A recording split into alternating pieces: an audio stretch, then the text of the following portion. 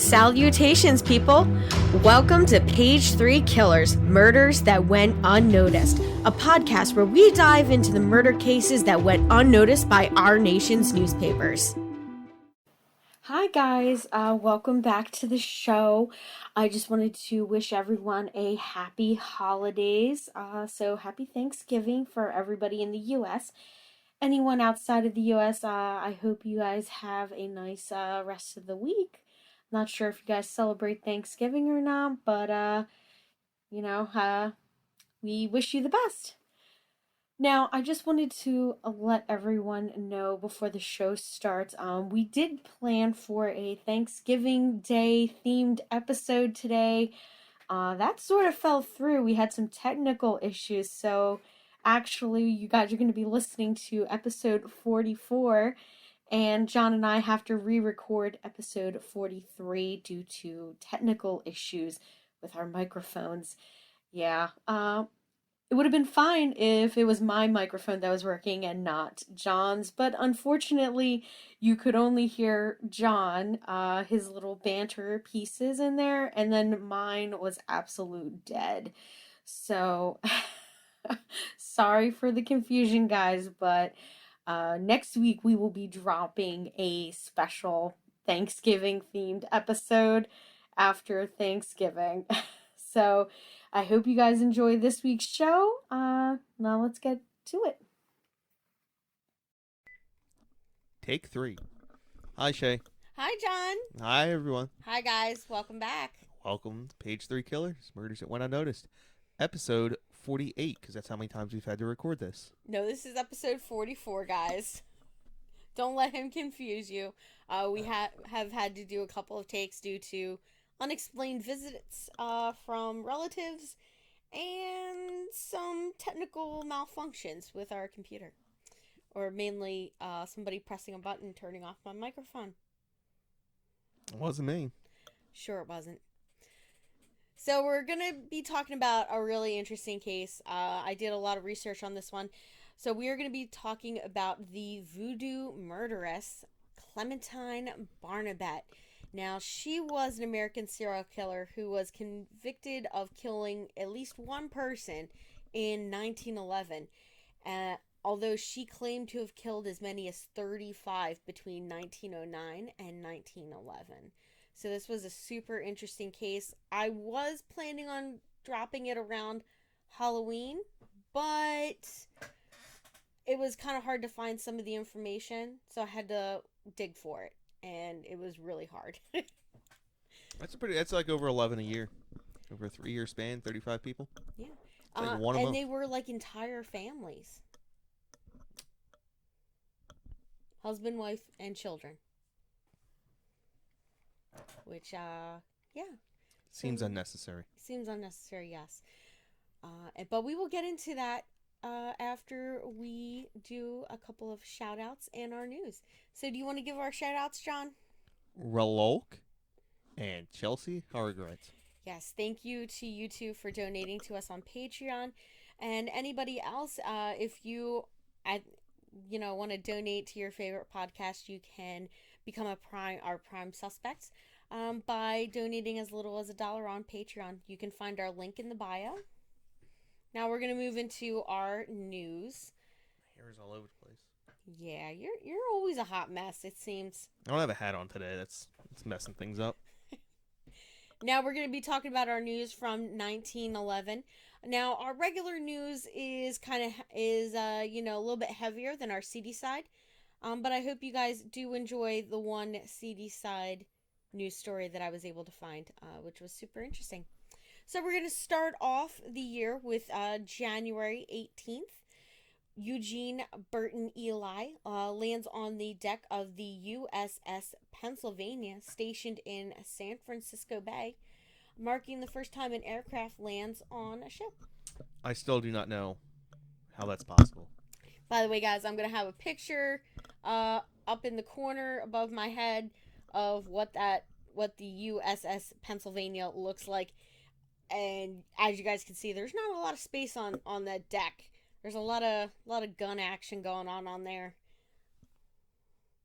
Yeah, it's a super dreadnought. My favorite name for any type of a ship. Who came up with that name? The dreadnought. It was the English. Oh, that's right, because they had the first one. Yeah, back in wooden ship days. Yeah. And now we got people calling us. I mean, one of these days we'll make it through the entire thing without having to answer a call. How or, rude. Or people showing up at our door. Now, our next news story is March 25th, and that is the Triangle Shirtwaist Factory fire in New York City, which kills 146 people. Now, this is because the doors to the stairwells and the exits were locked with chains and padlocks, which, from my understanding, is a common practice at the time to prevent workers from taking unauthorized breaks and stealing stuff. So this is why we have all those laws about exit signs, and your Mhm. fire marshal comes in and yells at you because you work retail and you shove everything into your back room, and there's not a second means of egress. Yep. And then you get angry at me because you're like, well, where else am I supposed to put it? And I'm like, I don't care. It just can't be here. Yeah, that's exactly. Not that this happens to me on a regular basis. I think it does. Now, many of the workers could not escape from the burning building, so they ended up jumping from the windows on the high floors, which suck. So it's either way. It was either burn to death or, Or jump. or jump in. Yeah. So both terrifying options to me. I don't know. I think I would take the smoke inhalation death over jumping out a window. Or I think there was also a few of them that were crushed because there's so many people trying to get out the door that was locked. Yeah, so They were and like this included children. There was children inside that building. Like I think the youngest worker was like 10 years old. Or something like that, 10 or 12. Was the well, I mean, I'm youngest? sure the laws back in the day were Yeah. a little less lax or a little more lax. Yeah, back in the day, you pretty much, I don't think you had a childhood. You were like 5 and then you had to start working, right? Probably not. I mean, there's public schools at this time, so. Yeah. Well, I guess if your family was poor, you would be working. Yeah. You didn't have the luxury of going to school and finishing like you do now. And the shame is that we don't see that as a luxury. We don't like it, you know. Yeah, we're spoiled. Yeah. So the next one was super interesting. I found this one pretty cool. Now on April 13th, we have a Mexican Revolution. So rebels take Agua Prieta on the Sonora, Arizona border. Now, the government troops are able to take back the town from the rebels on April 17th when the rebel leader, Red Lopez, is intoxicated. Which just sounds crazy to me. Like, this guy would just... I guess he felt he won, so he was like, yeah, I'm just gonna... This guy looks kind of cool, not gonna lie. Yeah. I'll put a picture up for you guys. Kind of baller. Doesn't look like the type of guy I would want to mess with. Yeah. Put it that way. I mean, most Western guys probably you didn't want to fuck around with. Raphael. Yes. Rafael Red Lopez. He was killed by a Texas Ranger Yep. in 1921. So he survived this. Yeah. Ah. He was drunk. They like and nowhere did it say that there was, a shootout that led to his death in that. But yeah. So that was a super interesting one. Now the next one we have is the April 30th event. So we have sparks from a burning hay shed ignite the Great Fire of 1911, destroying much of downtown Bangor, Maine. Yeah, when everything's made of wood, fire is not necessarily a good idea. No. Yeah. Lots of fires in 1911. Mm-hmm. Now, on July 24th, we had a really interesting one. Babe, did you want to take it away and read this one? No. All right. Hiram Bingham rediscovers Machu Picchu in Peru. Super interesting. And this one here was super great because you guys don't know, but John and I got married on November 11th. So this one happened like 94 years before we got married. But we had the Great Blue Norther of 11-11-11, which is a record cold snap that hits the Midwest United States, breaking the record highs and lows on the same day. So basically, the temperatures were like high, and then like it was like 70, 80 degrees, and then overnight, it like within like 12 hours, by like midnight, the temperatures had dropped down into like single digits, which was super crazy. Yeah. So now we're going to talk about our seedy side. So I found this one story, and it was the October 7th. So we have outlaw Elmer McCready and associates are chased after trying to rob a train in Oklahoma. Now, McCready on the run is eventually hunted down and shot by authorities. His body is never claimed and later is chemically petrified.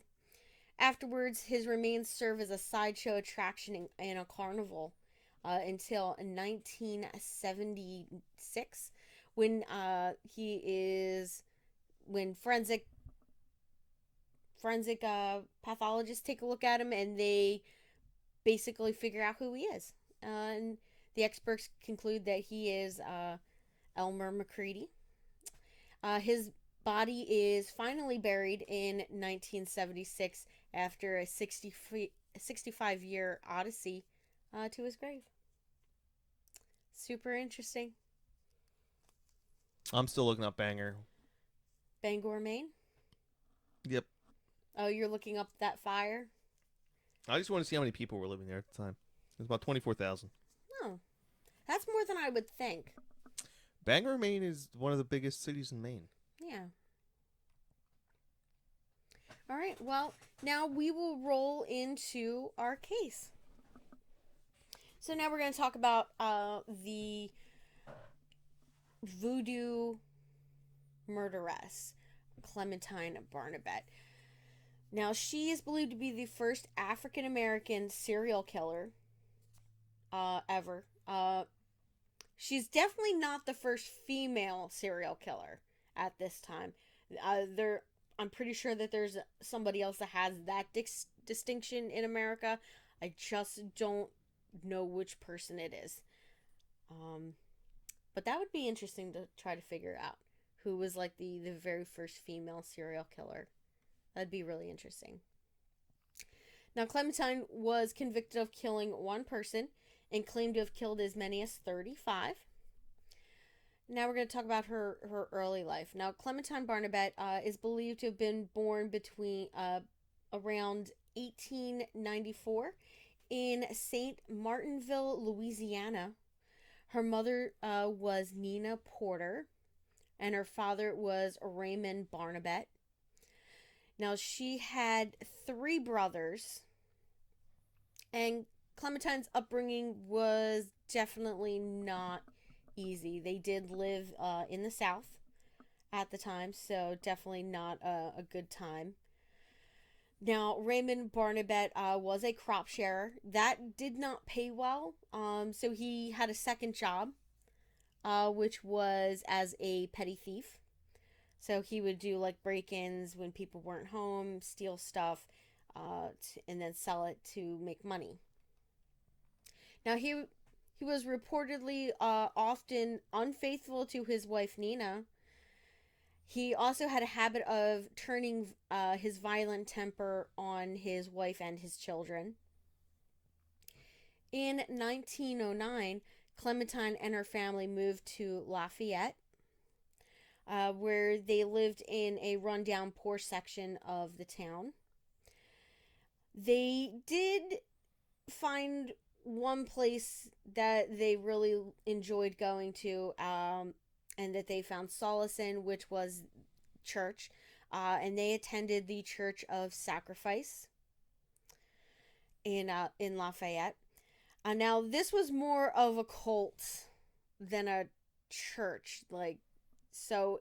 I mean, it would probably be more like a evangelical type church. Well, I'm assuming it was a voodoo church. Yeah, well, they had elements of voodoo, elements of different, a couple of different religions, and that made up their faith. And it was a little bit of a weird situation. Now, at the age of 17, Clementine became one of the leaders of the organization. It's 17. At 17, yes. Hard charger. Yeah, I mean, she was probably, I mean, when you're poor and I guess you don't have much in the way of money or anything like that, you kind of cling to things like religion, you know? So, yeah, so she likes being part of her church. Yep. I know that seems so normal. It doesn't seem, you know, like anything serial killerish or anything like that. What, being part of a cult? Yeah. Yeah, that's normal everyday life stuff. I mean, yeah, the Church of Sacrifice. Sounds a little creepy to me. Now, between 1911 and 1912, there was a series of African American families killed in their homes. There was a minimum of at least 12 families that were killed. That's what they could link together. There may have been others, but we're not too sure about that. Now, all the murders were in towns along the Southern Pacific Railroad line that ran across Louisiana and Texas. Now, all 12 murders occurred at night. The murder weapon, like in most scenes in around this time period, was an axe. Well, it was reported to be an axe, you know, because everybody had one of those. Everybody had an axe. Everybody had to chop wood for fires and, you know, to cook and all that, right? Or no, we had electric, right? In 1911, well, Yeah. I mean, Or there were the parts starts of Tennessee you didn't have electric into the 40s. Yeah, that's true. So I'm assuming parts of Louisiana probably were similar, the poorer parts. Yeah. Okay. Yeah, that would make sense. Now, the assailant used the axe to fracture the skulls of the victims, leading to their death. Now, in oh my gosh, Rain, Rain. Rain, I'm assuming it's just Louisiana? rain. Rain, Louisiana, in 1909, there was a horrific murder of Edna Opelousas and her 3 children. It would be the first case suspected to be linked to the axe murders. In January of 1911, authorities in West Crawley, Louisiana, discovered the brutal murder of Walter Byers, his wife, and their small son. They were found dead in their beds, with their skulls split open from the axe. Now, blood drenched the beds. They found bloody footprints trailing across all over the room, like across the room, back and forth. Now, authorities found that the door was locked. So, they believe that the killer entered through the window and left by the same means. Now, in the corner of the room was a bucket. And that bucket was filled with blood, which was really weird. They thought that was really odd because the bodies were on the other side of the room. Now, at the top of the bed was the murder weapon, which was an axe covered in blood. Now, a little over a month later, in February, of 1911 in Lafayette, Louisiana. The four-person Andres family was killed, and that's Alexander, Mimi, Joachim, and Angus. Now, the family was murdered in their sleep, like the previous families. This time, the murder weapon, an axe, was discovered on the floor instead of the bed. Now, Raymond Barnabet, Clementine's father, was arrested on suspicion of committing this set of murders, but he was released due to insufficient evidence.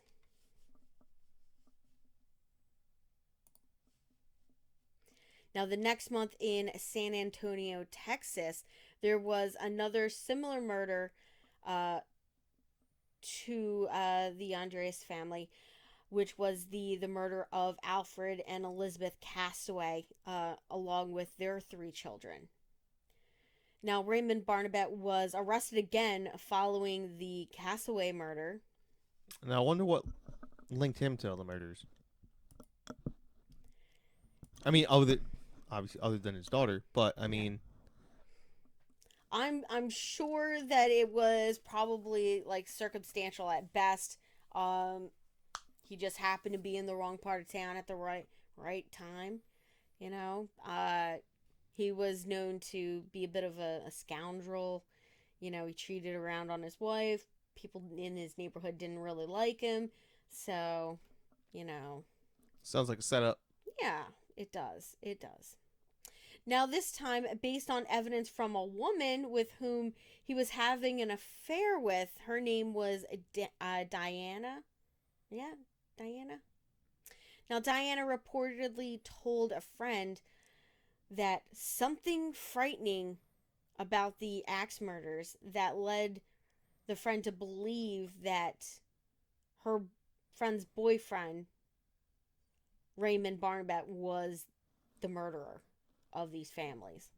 Now, the friend passed this information on to the police, which led to Raymond's arrest. Now, both Raymond and Diana denied the friend's story, but police were just like, "No, we don't believe you." Now, the officers, they questioned Raymond's by then estranged wife, Nina, and his children, Clementine, and I cannot pronounce it. I'm afraid to try to pronounce this name.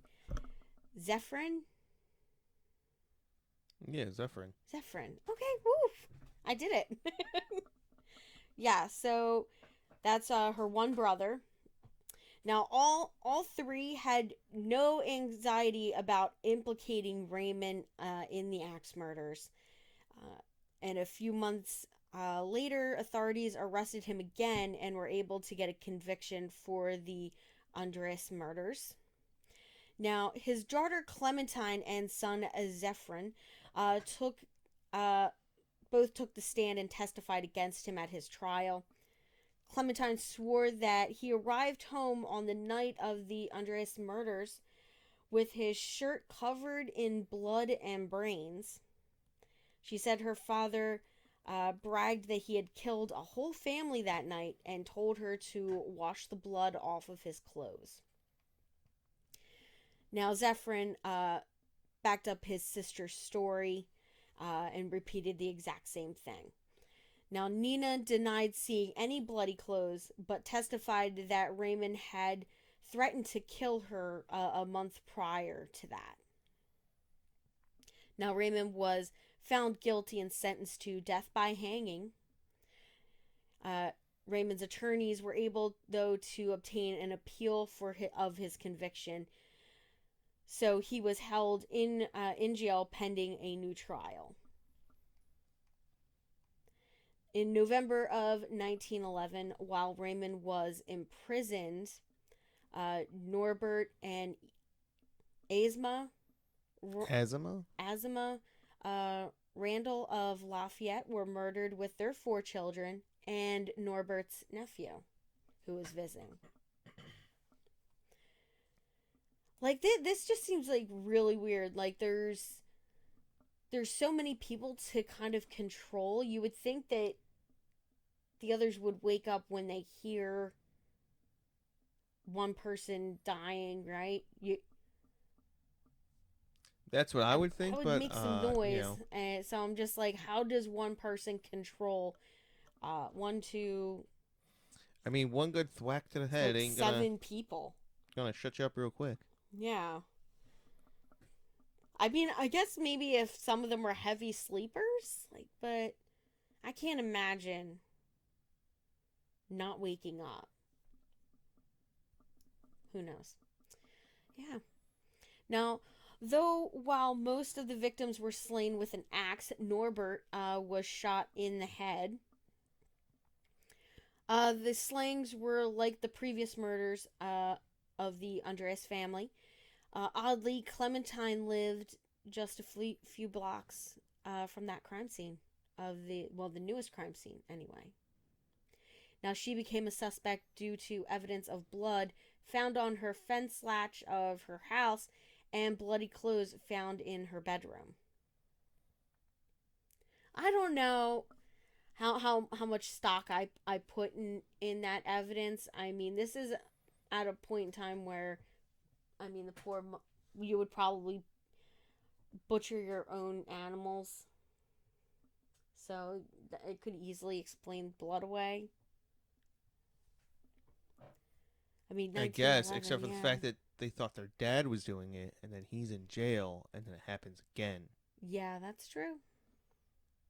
So, Yeah. So both Clementine and Zephyr like their father, were not well liked around town. They had pretty bad reputations, which led neighbors to describe them as shifty and degenerates. so they were Trump supporters. No, that wasn't the word. Degenerate. What was the word they used for the Trump supporters? Not degenerates. I don't remember. Yeah, but back to this. Now, Lafayette Parish Sheriff Louis Lacosta was further disturbed by another key detail that changed the direction of the investigation. It came to light that when the police had brought Raymond in for his arrest, Clementine's clothes had been smeared in blood when they brought him in for the Andreas murders. Now, Clementine had claimed it was blood from the Andreas murders that her father had wiped, and she said her father had wiped his bloody hands on her dress, like on her skirt and all, leaving the blood evidence that they found. So he wiped his hands off on her clothes. Now, Clementine and Zephyr were arrested for the murders. Now, Zephyrin was released because they were able to find out that he had an alibi. What that alibi was, I do not know, because that was not anywhere in the articles. But they did say that he could provide them with an alibi, so he was no longer a suspect in the murders. But unfortunately, his sister, Clementine, did not have an alibi. I believe she said that she was home by herself and no one could corroborate her idea? Corroborate her idea, her alibi. Now, police searched the Barnabet home, where they found more clothes drenched in blood and covered in what appeared to be bits of bone and brain matter. Now, by then, but even with Clementine and Zephyrin in custody, the axe murders did continue. So in January of 1912, in Lake Charles, Louisiana, there was a murder of Felix Boussard, his wife, and their 3 children. The victims in the murder in that murder had their hands splayed apart by pieces of wood, and a message was left written on the wall in blood, and it was Psalm 9:12 from the King James Bible, and I have that here for you guys. Where he maketh the inquisition of blood. What? Right? I cannot read this old. When he marketh, no, when he maketh the inquisition of for blood, he forgetteth not the cry of the humble. Yeah. And the note was signed off as Human 5. Whatever that means, who knows? Now, the signature led the authorities to believe that the perpetrators of these slayings were actually a group of people and not just one killer. So the press suggested that the violence against these families was done as a human sacrifice, which utilized the importance of the number 5. It also fueled rumors that Clementine was part of a cult that believed one could obtain riches and other wealth through human sacrifice. Now, the cult was said to be led by a Pentecostal Reverend preacher named Reverend Harris. But that appeared to be just a rumor, as Reverend Harris was appalled to hear that people thought his sermons could have inspired such horrific crimes. Although Pentecostals, they're the Are they the ones that hold the snakes? yeah, some of them will have snakes and they'll speak in tongues. Yeah. I don't know how I feel about that. I feel like that's kind of serial killerish. They're leading they're on the scale of cult to not cult. They're they're a little bit closer to the cultier side. Cults are always interesting. I do find cults to be quite interesting. What was that? There was one that I'm like trying to think of. The Anthill children, the children of the Anthill, or something like that.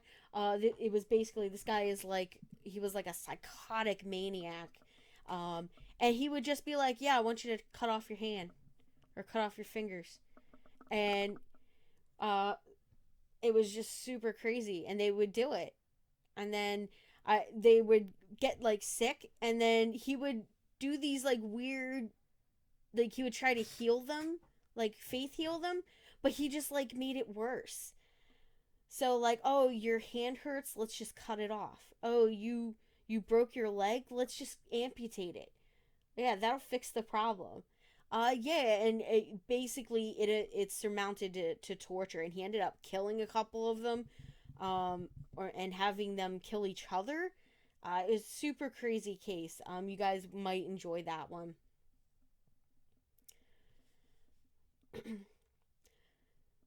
Now, eventually, Raymond, or Clementine Barnabet confessed to 35 murders, 17 of which she said she killed herself.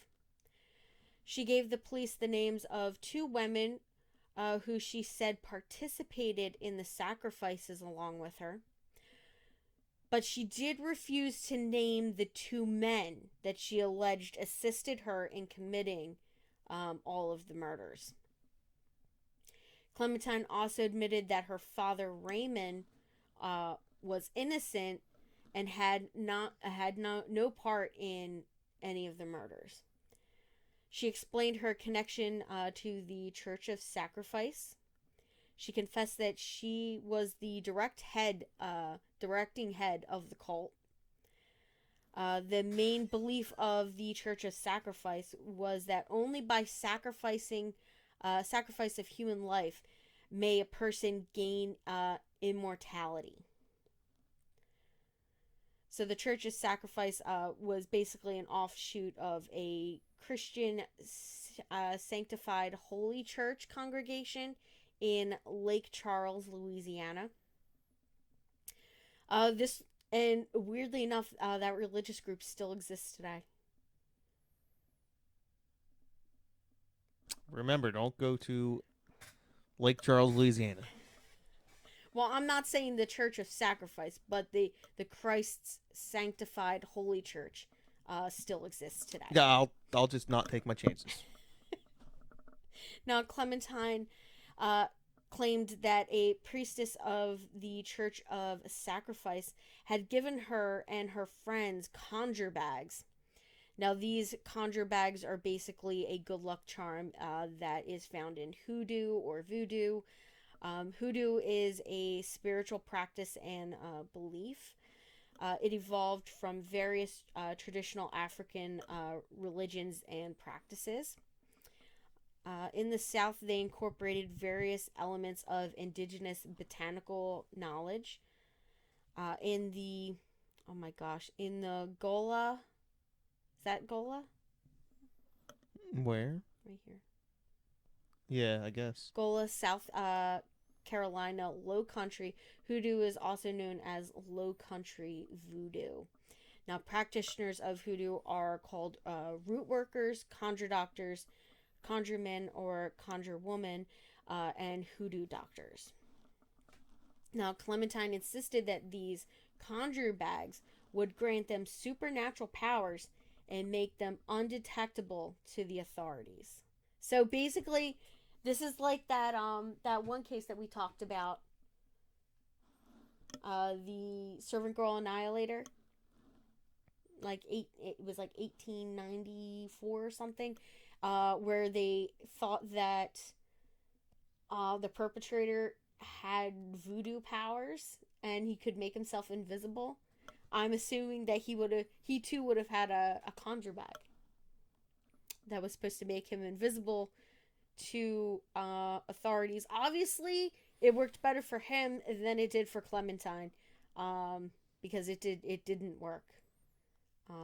She still got captured. So she admitted that this belief spurred her into committing her first murder to test whether or not the claim of magical protection was true.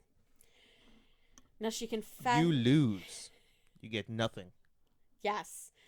So yeah, so that's why she committed her first murder. That's what she says is why she committed her first murder. Her confession was described as very self-contradictory. Sometimes she claimed to have committed the murders alone. Other times she claimed to have acted with others. So she really flip-flopped a lot on some of her facts. Like they would leave, they would come back, and she'd have a different story. In one article I found, this was the quote from the article: "The police determined from Clementine's story that the religious fanatics would take possession of a cottage owner by a person marked for death, and that a bloody orgy followed." So, as you can tell, these Slightly hyperbolic. yeah, these people, these journalists, I don't know if you could call them journalists. These writers are really colorful in their description of events and such. And I don't know how much of that is yellow journalism or actual real journalism. I highly doubt that some of these things were actually said, but they were written for to sensationalize the story and sell more newspapers, because we all know if it bleeds, it leads, kind of thing. So the more outlandish and grotesque you can make your story sound, the more newspapers you're going to sell. Right? So she... Garrison. That's his name, the newspaper guy. Garrison? Garrison. Oh my gosh. Are you talking about... No, William Randolph Hearst. Hearst, not Garrison. William Randolph Hearst. Is that who you were talking about way before? Yes. Like in our last recording? Yes, that's right. An hour later, just randomly remembered his name. Yeah. So we were talking about newspapers, guys, previously, and John couldn't remember the guy's name, so he's been sitting here trying to remember it, and he just remembered it. That's how that works. So thank you for the interruption, though, Yeah, you hon. started talking about like journalists and yellow journalists, and I was like, Yeah. William Randolph Hearst. That's Yeah, it. because we were talking about Polwitzer. Yeah, because you said it was really hard to find because Yeah. newspapers weren't very big back then. I was like, yeah, but there was Well, like Pulitzer and I couldn't remember Hearst's like name and when I said big, I meant they weren't national newspapers. They were, they might have served a region. So like the Northeast, the Southeast, Midwest, you know,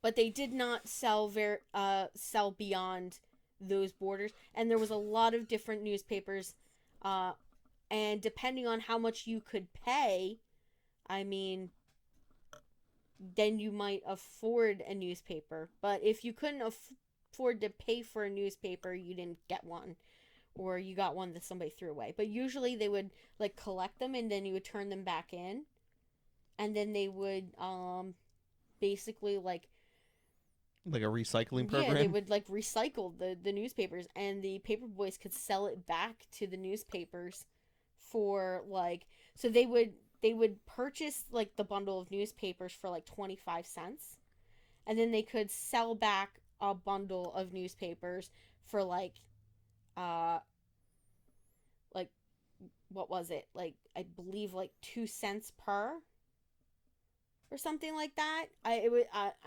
don't know what the exchange rate on that was, but yeah, so the newspaper boys could do that, and I don't know how anybody made any money doing that. I guess the paper boys would sell the newspapers, then they would go around and collect them out of like the trash or collect them from people and like give them a penny back or something, and then they got 2 pennies when they turned it back in. So they made some money, I guess. Yeah. Now back to what we were talking about though. So she further claimed that she and her accomplices drew lots to see who would be chosen to commit the murders when they after they selected a house that they were going to target. When asked why they killed the children, she said it was better than leaving them to be orphans. Basically, she said it was to save them the pain of being orphans. I don't like that excuse. Yeah, it does. It seems like a bullshit excuse. You did it Yeah. so you didn't have any witnesses. Yeah, exactly. I mean, if you don't have a witness to the crime, and I mean, at the time that these crimes are being committed, there's no street lights. Maybe there was gas lanterns, but I highly doubt that in poor sections they wouldn't have this. So it's literally pitch dark unless it's a full moon out. And these crimes are being committed at midnight, so there shouldn't be any, residual light from anything, illuminating the areas. And these were all poor families that were murdered. So, yeah. I mean, nobody would be able to see you anyway, because it would be so dark out.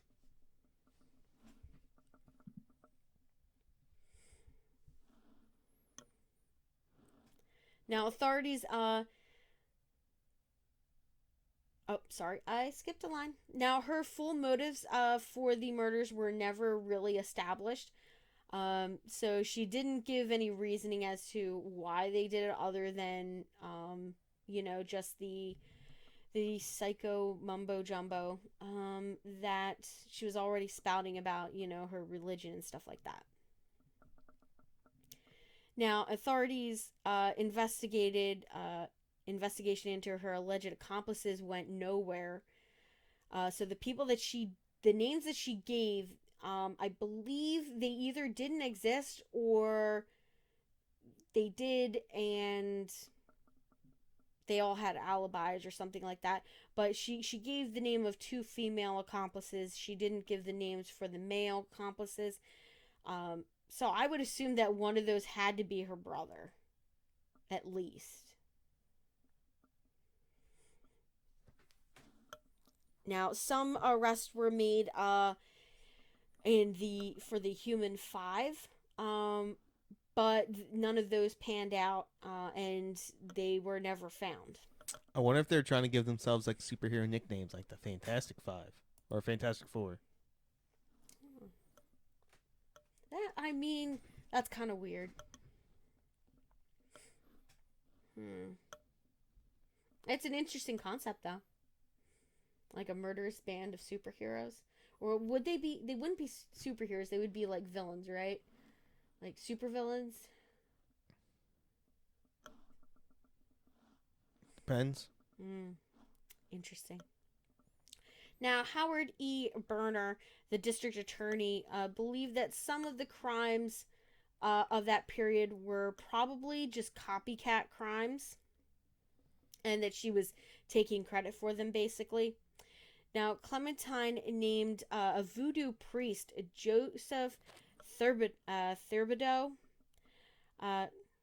as the one who provided her with the invisibility charms. And he said, she said that he planted the idea for the crimes in her head. So, like, I don't know how that works in voodoo, and I kind of don't want to know. I'm a little superstitious about that. A little stitious about that. I'm not superstitious, but I'm a little stitious. It's the office, babe. I'm being a little whelmed right now. You're being Not overwhelmed. Or underwhelmed. Just whelmed. Which is not really a word, which I don't understand. You can be overwhelmed, you can be underwhelmed. But you can't be But whelmed. you can't just be whelmed. Because that would just be normal, right?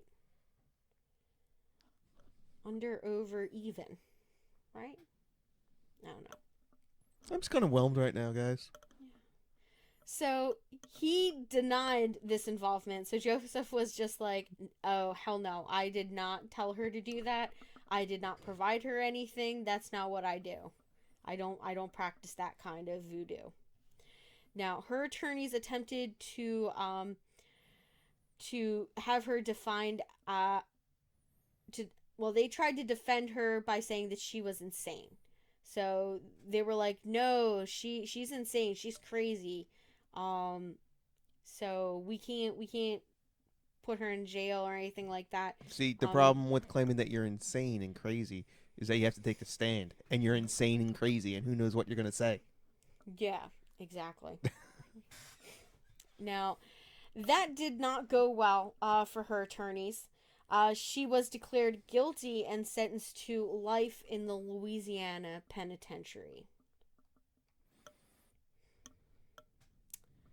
But we're about to get into some interesting things. All it turns out that invisibility charm works. No. Mr. Thibodeau, you lied to us. No, I wish it was like that, but no, this is just how the justice system worked back then. Now, in October of 1912, Clementine Barnabet was sentenced to life in the Louisiana State Penitentiary. In July of 1913, she tried to escape from jail. She was caught and returned to prison on the same day. However, in August of 1923, Clementine Barnabet was released from prison after an unspecified surgical operation that was performed on her was believed to have cured her What the hell? of her maladies. So at first when I read it, I thought, oh, maybe they did like a one of those things where they cut a hole into your skull to relieve the pressure. I couldn't remember what that surgery was. Oh, a lobotomy. Yeah, I thought maybe they performed a lobotomy on her, and I'm like, oh, that's terrifying. But no, so I looked into this, and lobotomies were they were not carried out in the United States until like 1930s. 1930s to 40s is when they became like a surgery here in the United States that you could do. But yeah, so I was like, I don't know what surgery this possibly could have been. I even tried to look up like old time brain surgeries, and like you could get a tumor removed. Um, but how do they know it's in there? I have no idea. So I have no idea what they did to her. But they did eventually release her. After her release, there seems to be no trail of what happened to her after that. No knowledge exists on her whereabouts following that. So I guess maybe that charm did work after all. See, told you. Oh. Either that or she kept her nose clean and didn't commit any more family murders. Or they killed her. Yeah. Or the church then they killed released her. No, the Oh, okay. government. So the government. Okay, yeah. Yeah, you know what? I mean, I can't imagine the hierarchy in a prison back in the day. I mean, there's a hierarchy now. I mean, What, you don't think they'd cover up a murder oh yeah, of an inmate? I believe that they totally would. I mean, they've done it before. Um, I'm sure it's not an unusual occurrence back in prison days then. Like they just put a release date on her file, and then, you know, nobody knows what happened to her. And I can just imagine that prison would not be easy for a female of an African American descent in Louisiana. I can't imagine that that would be an easy term in 1912. So yeah, so I definitely imagine the prison officials her actually accidentally getting killed or something like that, and then them just writing it off. But yeah, it is weird that there's no sign of her after her release. So who knows? But that is everything that I was able to compile for this case. If you guys want to do some reading, there are some books that I will be putting, some articles and books that I will be putting in our bio, in our link. So I will put that in there for you guys. So there was some interesting reading, some books that you guys can look into if this case did tickle your fancy and you enjoyed it. I hope you guys did. It took a lot of work for me to compile all of this. I had to do a lot more reading than I usually do for some of our cases, and there really wasn't a lot of things to watch or anything. I think I found maybe one or two YouTube videos that were helpful, but not much more.